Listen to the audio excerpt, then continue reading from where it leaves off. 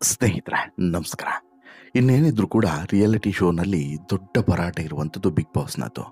Big boss reality ಶೋಗೆ ಸಾಕಷ್ಟು ಜನ ಕಾಯ್ತಾ ಇದ್ರು. ಬಿಗ್ ಬಾಸ್ನ ವೀಕ್ಷಕರು, ಅಭಿಮಾನಿಗಳು ಯಾವಾಗ ಬಿಗ್ ಬಾಸ್ ಶುರುವಾಗುತ್ತೆ, ಯಾರು ಸ್ಪರ್ಧಿಗಳು ಇರ್ತಾರೆ, ಯಾರು ಈ ಬಾರಿಯ ಹೋಸ್ಟು, ಹೀಗೆ ನಾನಾ ಪ್ರಶ್ನೆಗಳನ್ನು ಹಿಡ್ಕೊಂಡು ಕಾಯ್ತಾ ಕೂತಿದ್ರು. ಈಗ ಇದಕ್ಕೆಲ್ಲ ಕೂಡ ಒಂದೊಂದಾಗಿ ಉತ್ತರ ಸಿಗ್ತಾ ಇದೆ. ಇವತ್ತು ನಿಮ್ಮ 3 ಪ್ರಶ್ನೆಗಳಿಗೆ ಉತ್ತರ ಸಿಗ್ತಾ ಇದೆ.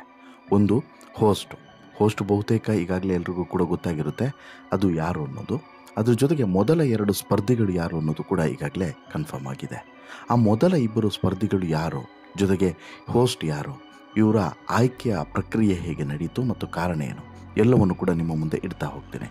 ಅದಕ್ಕಿಂತ ಮುಂಚೆ ನೀವಿನ್ನೂ ಕೂಡ ನಮ್ಮ ಚಾನಲನ್ನು ಸಬ್ಸ್ಕ್ರೈಬ್ ಮಾಡಿಲ್ಲ ಅಂದರೆ ದಯವಿಟ್ಟು ಈ ಕೂಡಲೇ ಸಬ್ಸ್ಕ್ರೈಬ್ ಮಾಡಿ ಸ್ನೇಹಿತರೆ. ಬಿಗ್ ಬಾಸ್ ಅಂತ ಹೇಳಿದ್ರೆ ಒಂದು ಪರಿಕಲ್ಪನೆ ಇರ್ತದೆ ಸಾಮಾನ್ಯವಾಗಿ. ಏನು ಹೇಳಿ, ಒಬ್ಬ ವ್ಯಕ್ತಿ, ಆ ವ್ಯಕ್ತಿ ದೃಢೂತಿಯಾಗಿರ್ತಾರೆ, ಜೊತೆಗೆ ಅವರ ಖಡಕ್ ವಾಯ್ಸು, ಖಡಕ್ ನಿರ್ಣಯ, ಇವೆಲ್ಲದೂ ಕೂಡ ಬಿಗ್ ಬಾಸ್ಗೆ ಶೋಭೆ. ಅದ್ರ ಜೊತೆಗೆ ಬಿಗ್ ಬಾಸ್ ಕಾರ್ಯಕ್ರಮವನ್ನು ಸುದೀಪ್ ಇಲ್ಲದೆ ಊಹಿಸಿಕೊಳ್ಳೋಕ್ಕೆ ಸಾಧ್ಯವಿಲ್ಲ ಅನ್ನುವಂಥ ಅಭಿಪ್ರಾಯವೂ ಕೂಡ ಇದೆ. ಅಷ್ಟರ ಮಟ್ಟಿಗೆ ಕನ್ನಡದ ಈ ಜನಪ್ರಿಯ ಶೋ ಆಗಿರುವಂತಹ ಬಿಗ್ ಬಾಸ್ನ ಒಂದು ಸಂಭ್ರಮದ ಕ್ಷಣಕ್ಕೆ ಸಾಕ್ಷಿಯಾಗೋದು ಇದೇ ಸುದೀಪ್ ಅನ್ನೋದು ಎಲ್ಲರ ಅಭಿಪ್ರಾಯ.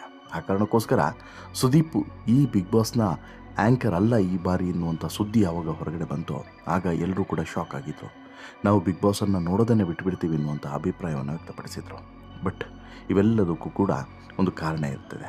ಇವೆಲ್ಲದೂ ಕೂಡ ಒಂದು ಈ ಪಬ್ಲಿಸಿಟಿಯ ಗಿಮಿಕ್ ಅಂತಲೇ ಹೇಳ್ಬೋದು. ಆ ಕಾರಣಕ್ಕೋಸ್ಕರನೇ ಸುದೀಪ್ ಈ ಬಾರಿ ಹೋಸ್ಟ್ ಅಲ್ಲ ಅನ್ನುವಂಥ ಸುದ್ದಿಯನ್ನು ಸ್ವತಃ ಇದೇ ಟೀಮ್ನವರು ಹೊರಗಡೆ ಬಿಡ್ತಾರೆ. ಯಾರು? ಬಿಗ್ ಬಾಸ್ ಟೀಮ್ನವರೇ ಹೊರಗಡೆ ಬಿಡುವಂಥದ್ದು. ಆದರೆ ಈಗ ಅದಕ್ಕೆ ಒಂದು ಕಪ್ಪು ಚುಕ್ಕೆ ಆಗಬಾರ್ದು, ಅಂದರೆ ಬಿಗ್ ಬಾಸ್ ಕಾರ್ಯಕ್ರಮಕ್ಕೆ ಕಪ್ಪು ಚುಕ್ಕೆ ಆಗಬಾರ್ದು ಅನ್ನೋ ಕಾರಣಕ್ಕೋಸ್ಕರ ಕ್ಲಿಯರ್ ಪಿಕ್ಚರನ್ನು ಕೊಡುವಂತಹ ಉದ್ದೇಶದಿಂದ ಈಗಾಗಲೇ ಬಿಗ್ ಬಾಸ್ ಕಾರ್ಯಕ್ರಮದ ಸೀಸನ್ 11ರ ಹೋಸ್ಟ್ ಯಾರು ಅನ್ನೋದನ್ನು ಘೋಷಣೆ ಮಾಡಿದ್ದಾರೆ. ಅದು ನನ್ ಅದರ್ ದೆನ್ ಕಿಚ್ಚ ಸುದೀಪ್ ಅವರು. ಹೌದು, ಎಲ್ಲರೂ ಕೂಡ ಕುತೂಹಲದ ಕಣ್ಣಿನಿಂದ ಕಾಯ್ತಿದ್ದಂತಹ ಪ್ರೋಮೋ ಕೂಡ ರಿಲೀಸ್ ಆಗಿದೆ. ಶೋ ಬಗ್ಗೆ ಹೊತ್ತಿದ್ದಂಥ ಕಿಚ್ಚಿಗೆ ಕೊನೆಗೂ ಕೂಡ ಉತ್ತರ ಸಿಕ್ಕಿದೆ ಅಂತಲೇ ಹೇಳ್ಬೋದು. ಕೊನೆಗೂ ಅಭಿಮಾನಿಗಳ ಆಸೆಯಂತೆ ಬಿಗ್ ಬಾಸ್ ರಣಾಂಗಣಕ್ಕೆ ಸಾರಥಿಯಾಗಿ ಕಿಚ್ಚ ಸುದೀಪ್ ಎಂಟ್ರಿಯನ್ನು ಕೊಟ್ಟು ಆಗಿದೆ. ಅವ್ರು ಬರ್ತಾರೆ, ಇವ್ರು ಬರ್ತಾರೆ, ರಿಷಬ್ ಬರ್ತಾರೆ, ಹೀಗೆ ನಾನಾ ಹೆಸರುಗಳು ಕೂಡ ಇದ್ವು. ಜೊತೆಗೆ ಪ್ರೋಮೋದಲ್ಲೇ, ಈ ಹಿಂದೆ ಒಂದು ಪ್ರೋಮೋದಲ್ಲಿ ಆ್ಯಂಕರ್ ಕೂಡ ಬದಲಾಗ್ತಾರೆ ಅನ್ನುವಂಥದ್ದನ್ನು ಕೂಡ ಇವರೇ ಹೊತ್ತಿಸಿದಂತೆ ಕಿಚ್ಚದು. ಅದು ಕೂಡ ಆಗಿ ಈಗ ಕೊನೆಗೂ ಕೂಡ ಸುದೀಪ್ ಅವರೇ ಎಂಟ್ರಿ ಕೊಡ್ತಿರುವಂಥದ್ದು, ಗ್ರ್ಯಾಂಡ್ ಎಂಟ್ರಿಯನ್ನು ಕೊಡ್ತಿರುವಂಥದ್ದು ಪ್ರೋಮೋದಲ್ಲಿ ರಿವೀಲ್ ಆಗಿದೆ. ಎಲ್ಲ ಅಂತೆ ಕಂತೆಗಳ ನಡುವೆ ಈಗ ಅಂತಿಮವಾಗಿ ಸುದೀಪ್ ಅವರೇ ಬರ್ತಿದ್ದಾರೆ ಅನ್ನೋದು ಅಧಿಕೃತವಾಗಿದೆ. ಅಲ್ಲಿಗೆ ಕಿಚ್ಚನ ಅಭಿಮಾನಿಗಳು ಈ ಪ್ರೋಮೋವನ್ನು ಹಿಡ್ಕೊಂಡು ಸೆಲೆಬ್ರೇಟ್ ಮಾಡ್ತಿದ್ದಾರೆ. ಜೊತೆಗೆ ಬಿಗ್ ಬಾಸ್ನ ಅಭಿಮಾನಿಗಳು ಕೂಡ ಖುಷಿಯಾಗಿದ್ದಾರೆ. ಸೀಸನ್ 11ರ ಪ್ರೋಮೋವನ್ನು ಹೈದರಾಬಾದ್ನಲ್ಲಿ ಶೂಟ್ ಮಾಡಲಾಗಿತ್ತು. ಆ ಪ್ರೋಮೋವನ್ನು ಈಗ ರಿಲೀಸ್ ಮಾಡಿದ್ದಾರೆ. ಗಿಲ್ಲಿ ಫಿನಾಲೆ ಎಪಿಸೋಡ್ ಪ್ರಸಾರದ ಟೈಮ್ನಲ್ಲೇ ಬಿಗ್ ಬಾಸ್ ಪ್ರೋಮೋ ರಿಲೀಸ್ ಮಾಡಲಾಯಿತು. ದಿನ ಒಂದು ಲೆಕ್ಕ ಆದರೆ ಇನ್ನು ಮೇಲೆ ಬೇರೆಯದೇ ಲೆಕ್ಕ ಅನ್ನೋದನ್ನು ಈ ಮೂಲಕ ಘೋಷಣೆ ಮಾಡಿದ್ದಾರೆ. ಹೊಸ ಅಧ್ಯಾಯ ಶುರು ಅಂತೇಳಿ ಸ್ವತಃ ಕಿಚ್ಚ ಸುದೀಪ್ ಅವರು ಹೇಳಿದ್ದಾರೆ. ಈ ಹಿಂದೆ ಬರ್ತ್ಡೇ ಟೈಮ್ನಲ್ಲಿ ಕಿಚ್ಚ ಸುದೀಪ್ ಅವರು ಹೊಸೊಬ್ಬರು ಬಂದರೆ ನನಗೂ ಕೂಡ ಖುಷಿ ಅಂತೇಳಿ ಹೇಳಿದರು. ಹೀಗಾಗಿ ಈ ಬಾರಿಯ ಆ್ಯಂಕರ್ ಯಾರು ಅನ್ನೋದ್ರ ಬಗ್ಗೆ ಸಿಕ್ಕಾಪಟ್ಟೆ ಚರ್ಚೆ ಆಗಿತ್ತು. ಅಷ್ಟೇ ಅಲ್ಲ, ಕಳೆದ ಸೀಸನ್ನಲ್ಲಿ ಅನಾರೋಗ್ಯದ ಸಂದರ್ಭದಲ್ಲೂ ಕೂಡ ಸುದೀಪ್ ಹೋಸ್ಟ್ ಮಾಡಿದ್ದನ್ನು ಉಲ್ಲೇಖಿಸಿದರು. ಸಿನಿಮಾ ಕಡೆ ಗಮನ ಕೊಡೋಕ್ಕೆ ಆಗ್ತಿಲ್ಲ ಅಂತಲೂ ಕೂಡ ಹೇಳಿದರು. ಹೀಗಾಗಿ ಸುದೀಪ್ ಅವರು ಈ ಬಾರಿ ಹೋಸ್ಟ್ ಮಾಡಲ್ವಾ ಅನ್ನುವಂಥದ್ದೊಂದು ಪ್ರಶ್ನೆ ಇತ್ತು. ಈ ಎಲ್ಲ ಕಾರಣಗಳಿಂದ ಬಿಗ್ ಬಾಸ್ ಸೀಸನ್ 11ರ ಸಾರಥಿ ಬಗ್ಗೆ ಡೌಟ್ ಶುರುವಾಗಿತ್ತು. ಕಿಚ್ಚ ಇರಲ್ಲ ಅನ್ನುವಂಥ ಸುದ್ದಿ ಹರಿದಾಡಿತ್ತು. ಇದೇ ಸೆಪ್ಟೆಂಬರ್ 29ರಿಂದ ಬಿಗ್ ಬಾಸ್ ಸೀಸನ್ 11 ಶುರುವಾಗ್ತಿದೆ. ಈ ಬಗ್ಗೆ ಮಾಹಿತಿ ನೀಡೋದಕ್ಕೆ ಇದೇ 23ರಂದು ಬಿಗ್ ಬಾಸ್ ಟೀಮ್ನಿಂದ ಪ್ರೆಸ್ ಮೀಟನ್ನು ಕೂಡ ಮಾಡಲಾಗ್ತಿದೆ. ಪ್ರೆಸ್ ಮೀಟ್ನಲ್ಲಿ ಕಿಚ್ಚ ಸುದೀಪ್ ಮುಖ್ಯ ಅತಿಥಿಯಾಗಿ ಇರ್ತಾರೆ. ಈ ಬಾರಿಯ ಬಿಗ್ ಬಾಸ್ಗೆ ಯಾರೆಲ್ಲ ಸ್ಪರ್ಧಿಗಳು ಎಂಟ್ರಿಯನ್ನು ಕೊಡಲಿದ್ದಾರೆ ಅಂಥೇಳಿ ಕಾದು ನೋಡಬೇಕು. ಆದರೆ ಈಗ ಸಿಕ್ಕಿರುವಂಥ ಇನ್ಫಾರ್ಮೇಷನ್ಸ್ನ ಪ್ರಕಾರ 2 ಸ್ಪರ್ಧಿಗಳು ಕನ್ಫರ್ಮ್ ಆಗಿದೆ. ಇವರು ಭಾಗವಹಿಸೋದು ಆಲ್ಮೋಸ್ಟ್ ಆಲ್ ಕ್ಲಿಯರ್ ಆಗಿದೆ ಅನ್ನೋದು ಗೊತ್ತಾಗ್ತಿದೆ. ಈಗಾಗಲೇ ನಿಮಗೆ ಈ ಹಿಂದಿನ ಸ್ಟೋರಿಯಲ್ಲಿ ಒಟ್ಟು ಒಂದು 20-25 ಜನರ ಪಟ್ಟಿಯನ್ನು ಇಟ್ಟಿದೆ. ಇಷ್ಟು ಜನರಿಗೆ ಬಿಗ್ ಬಾಸ್ನಿಂದ ಕಾಲ್ ಹೋಗಿದೆ. ಇದರಲ್ಲಿ ಒಂದಷ್ಟು ಜನ ಓಕೆ ಎಂದಿದ್ದಾರೆ, ಇನ್ನೊಂದಷ್ಟು ಜನ ಇಲ್ಲ ನಾವು ಬರಲ್ಲ ಅಂತಲೂ ಕೂಡ ನಿರಾಕರಿಸಿದ್ದಾರೆ ಅಂತೇಳಿ ಹೇಳಿದೆ. ಹೀಗಾಗಿ ಆ ಪಟ್ಟಿಯನ್ನು ಮೀರಿಯೂ ಕೂಡ ಹೆಸರುಗಳು ಬರಬಹುದು. ಯಾಕಂತ ಹೇಳಿದ್ರೆ ಅಲ್ಲಿ 15-16 ಜನರ ಹೆಸರು ಆಗಲಿಲ್ಲ ಅಂದರೆ ಅನಿವಾರ್ಯವಾಗಿ ಬೇರೆ ಸ್ಪರ್ಧಿಗಳನ್ನು ಕೂಡ ಕಾಂಟ್ಯಾಕ್ಟ್ ಮಾಡ್ತಾರಲ್ಲ, ಹಾಗೆ ಮಾಡಬಹುದು. ಆ ರೀತಿ ಕಾಂಟ್ಯಾಕ್ಟ್ ಮಾಡೋದ್ರಲ್ಲೂ ಕೂಡ ಈಗ ಒಂದು ಹೆಸರು ಕೇಳಿ ಬರ್ತಿದೆ. ಜೊತೆಗೆ 2 ಸ್ಪರ್ಧಿಗಳು ಫೈನಲ್ ಆಗಿದ್ದಾರೆ ಅನ್ನುವಂಥ ಮಾಹಿತಿ ಇದೆ. ಯಾರದು ಹೇಳ್ತೀನಿ ನೋಡಿ. ಬಿಗ್ ಬಾಸ್ ಸೀಸನ್ 11ಕ್ಕೆ ವಿಶೇಷವಾದಂಥ ಸ್ಪರ್ಧಿಗಳನ್ನೇ ಕರೆಸಬೇಕು, ಎಲ್ಲ ವರ್ಗದವರನ್ನು ಕೂಡ ಕವರ್ ಮಾಡಬೇಕು ಅನ್ನೋದು ಸಹಜವಾಗಿ ಬಿಗ್ ಬಾಸ್ ಟೀಮ್ನ ಲೆಕ್ಕಾಚಾರ. ಅಂದರೆ ಕೇವಲ ಎಂಟರ್ಟೈನ್ಮೆಂಟ್ ಅಂತಲ್ಲ, ಎಂಟರ್ಟೈನ್ಮೆಂಟ್ ಬಿಟ್ಟು ಕೂಡ ಬೇರೆ ಕ್ಷೇತ್ರಗಳು ಬೇಕು ಅನ್ನೋದು ಈಗ ಸದ್ಯಕ್ಕೆ ಬಿಗ್ ಬಾಸ್ ಟೀಮ್ ಹಾಕ್ಕೊಂಡಿರುತ್ತೆ ಲೆಕ್ಕಾಚಾರ. ಬಟ್ ಈಗ ಸದ್ಯಕ್ಕೆ ಇಬ್ಬರು ನಟಿಯರು ಬಿಗ್ ಬಾಸ್ಗೆ ಫೈನಲ್ ಆಗಿದ್ದಾರೆ, ಬಿಗ್ ಬಾಸ್ 11ರ ಸ್ಪರ್ಧಿಗಳಾಗಿ ಘೋಷಣೆಗೊಂಡಿದ್ದಾರೆ ಅನ್ನೋದು ಗೊತ್ತಾಗ್ತಿದೆ.